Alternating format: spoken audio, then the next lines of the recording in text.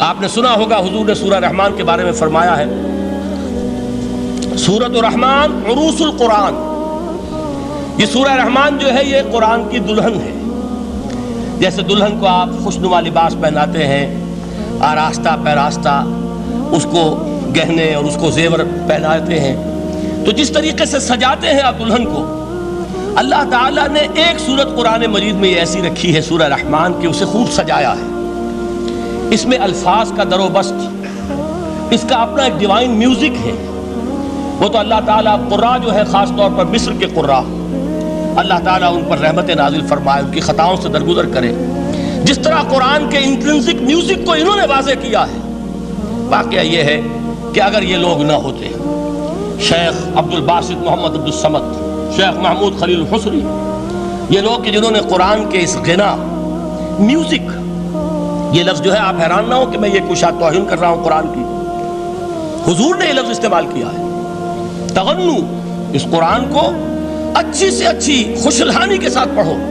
من لم یتغن بالقرآن فلیس منا، جو قرآن کو بہتر سے بہتر انداز میں، اچھی سے اچھی آواز میں، خوشلہانی کے ساتھ پڑھنے کی کوشش نہیں کرتا، وہ ہم میں سے نہیں ہے۔ بلکہ ایک مرتبہ حضور رات کے وقت آپ گشت پر تھے اپنے ساتھیوں کے حالات معلوم کرنے کے لیے۔ حضرت ابو موسیٰ اشعری رضی اللہ تعالیٰ عنہ ایک صحابی ہیں، ان کے گھر کے پاس سے گزر ہوا، وہ رات کو تہجد پڑھ رہے تھے، کھڑے ہوئے کیف کے عالم میں قرآن تلاوت کر رہے ہیں۔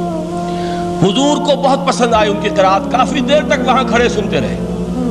اب انہیں کیا پتا کون سن رہا ہے، بالکل اسی طرح سمجھ لیجئے ایک بات یاد آئی ہے، حضور فرماتے ہیں کہ جس طرح کان لگا کر اللہ قرآن کو سنتا ہے کسی چیز کو نہیں سنتا۔ ہمیں نظر نہیں آتا نا، ہمیں معلوم نہیں، ہم قرآن پڑھ رہے ہیں تو سننے والا کون ہے؟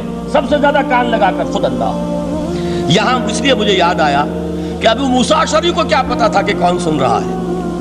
وہ اپنی کیفیت میں نماز میں تہجد میں قرآن کی تلاوت کر رہے تھے، اور ظاہر بات ہے ان کے گھر ایکڑوں میں بنے ہوئے نہیں تھے، ایک ایک کمرہ، ایک ایک کوئی حجرہ، ایسے ہی تو گھر گھر تھے نا صحابہ کے، لہذا حضور پاس سے گزرے، آواز آئی، کافی دیر سنتے رہے۔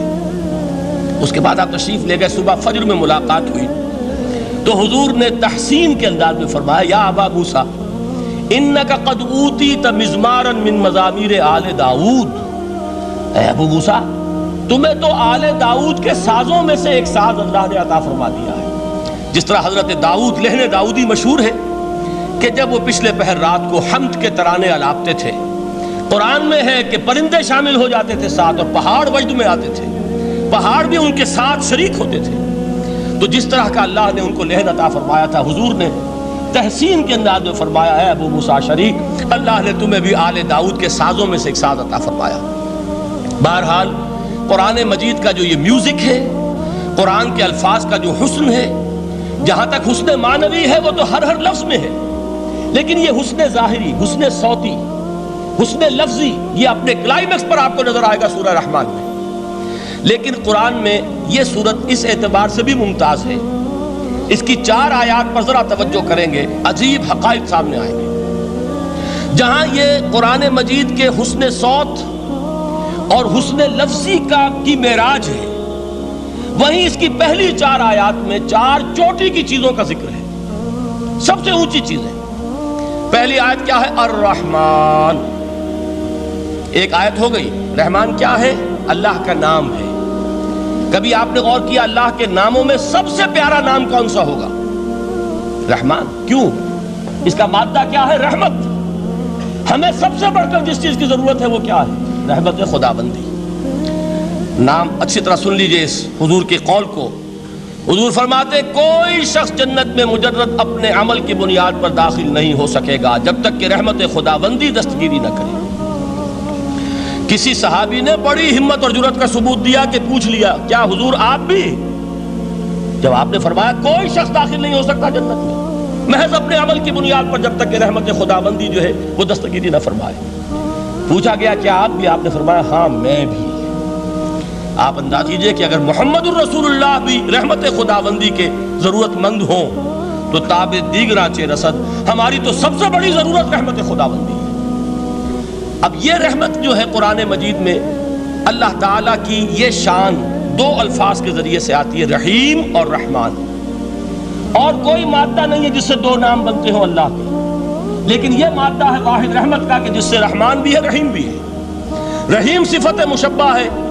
رحمت دائم ہو جائے گی، مستقل ہوگی تو رحیم کہیں گے.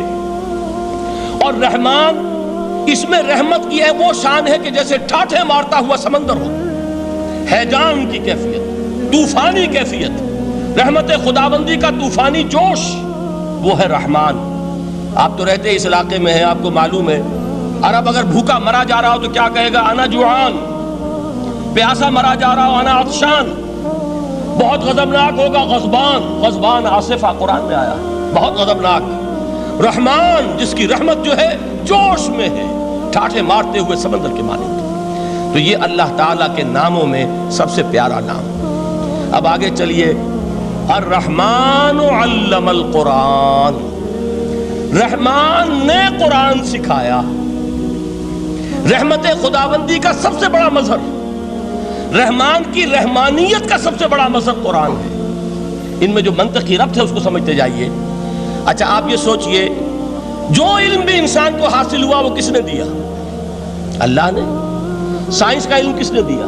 اللہ نے. علم آدم الاسماء کلہا. وہ علم الاسماء جو حضرت آدم کو دے دیا گیا تھا ازل میں، یہ اسی کا ظہور ہے، یہ اسی کی ایکسفولیشن ہے جو ہو رہی ہے اور ہوتی رہے گی ابھی. اور دوسرے علم ہے وہ کس نے دی؟ اللہ نے دی. لا یحیطون بشیء من علمہ الا بما شاء. مخلوق میں سے کوئی اللہ کے علم میں سے کسی شے کا احاطہ نہیں کر سکتا مگر وہ جتنا اللہ دینا چاہے. لیکن یہ کہ تمام علوم میں چوٹی کا علم قرآن. نوٹ کرتے جائیے، چوٹی کی چیزیں جمع کیجیے. اللہ کے ناموں میں چوٹی کا نام رحمان. اللہ نے جو کچھ انسان کو سکھایا اس میں چوٹی کا علم قرآن. خلق الانسان. انسان کو پیدا فرمایا. سوال یہ کہ حیوانات کو کس نے پیدا فرمایا؟ آسمان کس نے پیدا کیے؟ زمین کس نے پیدا کی؟ فرشتے کس نے پیدا کیے؟ کیا مطلب خلق الانسان؟